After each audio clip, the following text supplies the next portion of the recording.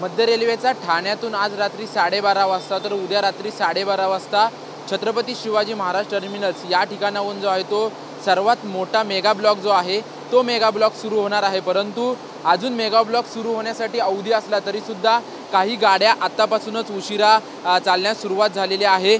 जी Chhatrapati Shivaji Maharaj टर्मिनल्सवरती 5:15 Howrah Duronto express जी यायची ती अजून देखील ही गाडी आलेली नाही। त्यामुळे ही गाडी जी आहे ती रात्री 1 वाजता दादर या स्थानकावरून सुटेल अशी मध्य रेल्वेकडून जी आहे ती सूचना देण्यात आलेली आहे। हावडा दुरांतो एक्सप्रेस दर दिवशी 5:15 छत्रपती शिवाजी महाराज टर्मिनलपासून पुढे धावत असते। परंतु ज्या पद्धतीने मेगा ब्लॉक घेण्याच्या अगोदरच जो आहे मेगा ब्लॉक सुरू होण्याच्या अगोदरच ही गाडी जी आहे ते तब्बल 7 ते 8 तास उशिरा धावणार असल्याची माहिती जी आहे ती मध्य रेल्वेकडून देण्यात आलेली आहे। एकूण ठाण्यापासून CST पर्यंत आज रात्री 63 तासांचा मेगा ब्लॉक तर उद्या रात्री 12:30 वाजल्यापासून छत्रपती शिवाजी महाराज टर्मिनलपासून ते पुढे 36 तासांचा मेगा ब्लॉक जो आहे तो भला मोठा मेगा ब्लॉक मध्य रेल्वेकडून घेण्यात आलेला आहे। त्याचं कारण म्हणजे जे आपण हे दोन मोठे प्लॅटफॉर्म बघतोय, प्लॅटफॉर्म क्रमांक 9 आणि 10 हे छत्रपती शिवाजी महाराज टर्मिनल्सवरचे जे प्लॅटफॉर्म जे आहे त्यांचं लांबीचं आणि रुंदीकरणाचं काम जे आहे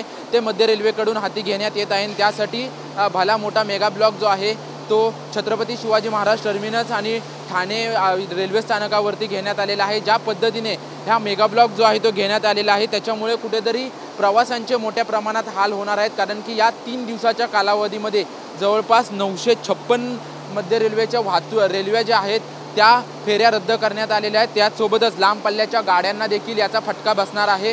लांब पल्ल्याच्या अनेक गाड्या देखील रद्द करण्याचा निर्णय मध्य रेल्वेने घेतलेला आहे।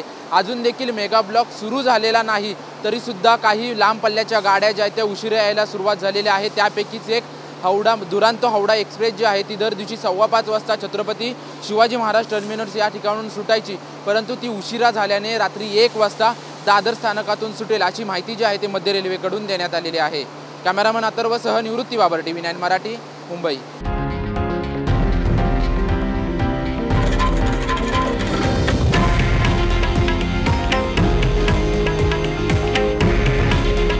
हे आहे देशातील नंबर 1 न्यूज नेटवर्क आणि आपण पाहत आहात TV9 मराठी। काळजी तुमची, हित महाराष्ट्राचं।